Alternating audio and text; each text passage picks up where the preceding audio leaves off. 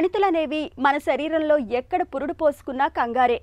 జీవకణాలు క్రమం తప్పి అస్తవ్యస్తంగా పెరిగిపోతూ పుట్టలు పోసినట్లుగా పెరుగుతుంటే, అది కూడా కీలకమైన మన మెదడులో ప్రాణం పోసుకుంటే ఇక ఆ భయానికి అంతే ఉండదు. మృత్యు మన కళ్ళ ముందే మెదులుతున్నట్లుగా ఉంటుంది.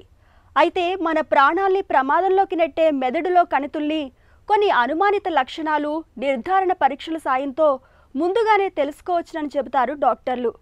మెదడులో కణితుల్ని ముందుగానే పసిగట్టే మార్గాల గురించి ఇప్పుడు తెలుసుకుందాం.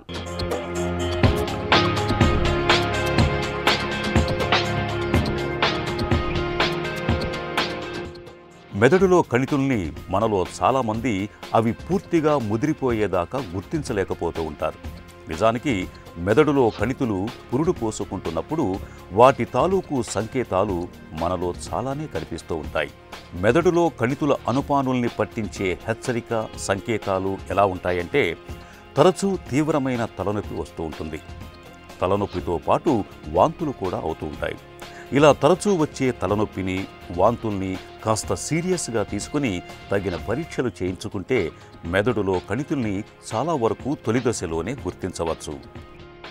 అలాగే 20 ఏళ్ల తర్వాత ఉన్నట్టుండి మూర్ఛలు మొదలవటం కూడా మెదడులో కణితుల తాలూకు సంకేతాలే. అలాగే మాట స్పష్టత లోపించటం, ఎప్పుడూ మగతగా ఉండటం, మింగటంలో ఇబ్బందిగా ఉండటం, చూపులో తేడాలు రావటం, ఈ లక్షణాలు కనిపిస్తున్నప్పుడు సకాలంలో డాక్టర్ని సంప్రదించి తగిన పరీక్షలు చేయించుకోవాలి. మెదడులో కణితుల్ని తొలి దశలోనే గుర్తించినప్పుడు ఆధునిక వైద్యం సాయంతో ఆ కణితుల్ని సమూలంగా నాశనం చేయొచ్చు.